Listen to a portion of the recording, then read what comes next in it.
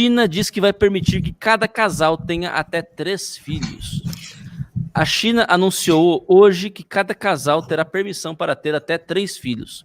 A decisão foi tomada depois que os dados do censo mostraram que a taxa de natalidade vem caindo no país desde 2017.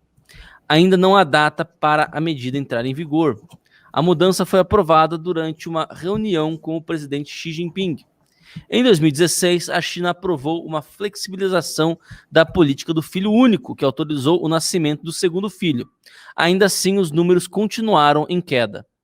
A população da China chegou a 1 bilhão e 400 milhões de habitantes em 2020, segundo os resultados do seu censo, realizado a cada 10 anos.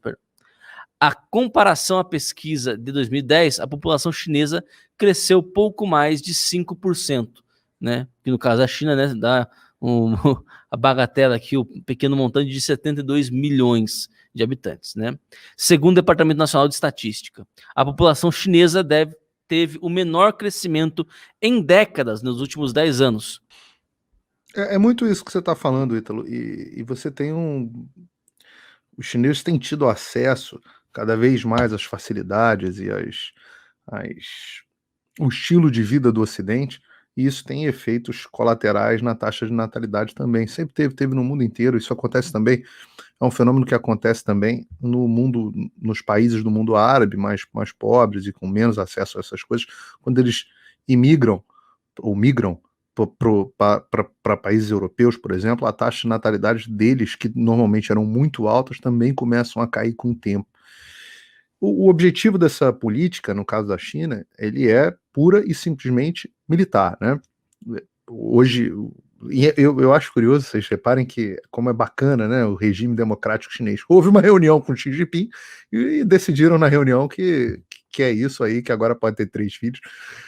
Ou seja, até o número de filhos que você pode ter é regulado pelo Estado, e o Estado não são os parlamentares que você elegeu, não. É a turma ali do Xi Jinping que fez uma reunião e determinou quantos filhos você pode ter.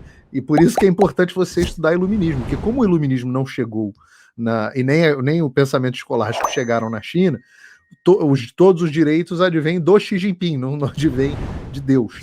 Então, é por isso que os assuntos que a gente comenta aqui mais eruditos são importantes.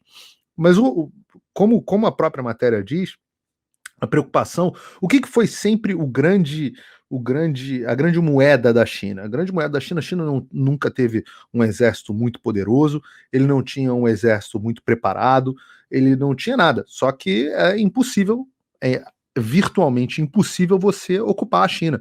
Os japoneses tentaram ali, ocuparam um pedaço da China nas guerras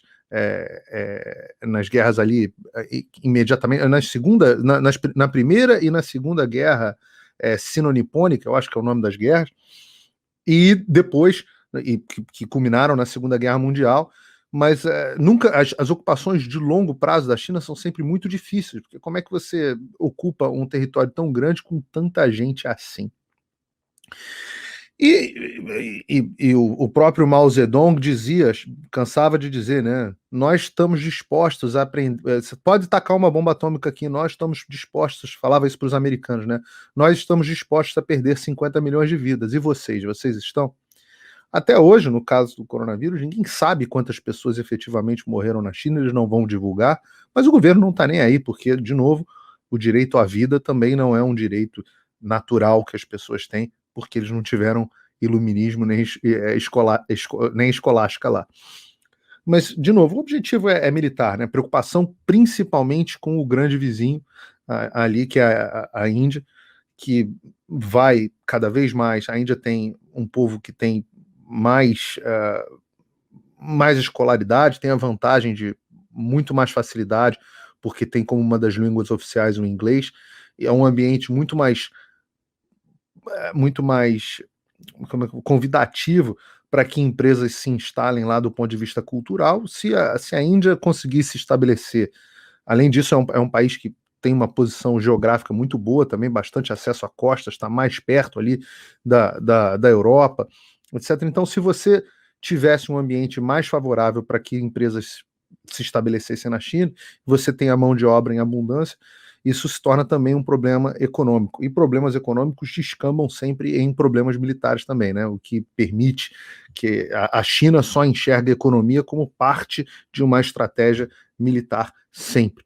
Então, de novo, a origem desse problema, a preocupação desse problema é o fato de que a China está perdendo, a população não está crescendo na velocidade mais que eles estavam acostumados, e vão tentar reverter isso, porque agora o país está bastante rico e tem espaço para continuar tendo crescimento populacional. Se for ultrapassado pela Índia, por exemplo, eles perdem um grande ativo deles, a grande vantagem deles militar.